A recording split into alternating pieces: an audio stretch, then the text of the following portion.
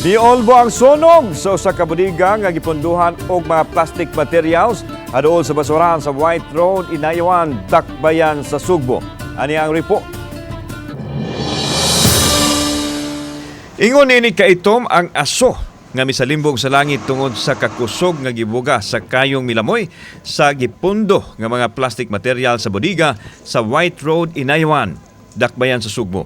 Kini ang sitwasyon diri sa may White Road, Inayawan, Cebu City, diin kasamtangang gikumbati karon sa mga bombero ang sunog nga nilamoy sa usa ka bodega nya challenging sa ilahang paghimo sa ilang trabaho tungod kay nakapundi diri ang mga plastic materials, dugangan pas mga basura nga ga-produce og methane gas.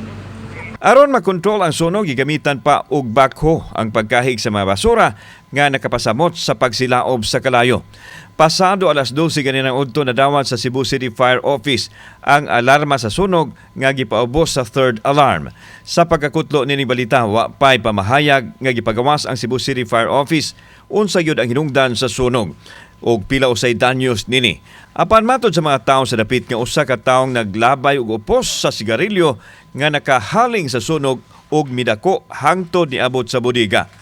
Nalibang ra ba? Takar lag labay sa yang sigarilyo. Asa man sa nalibang? Dito luyo. Naman luyo to. Kasagbutan? Oo, sagutan. O niya? Yan na.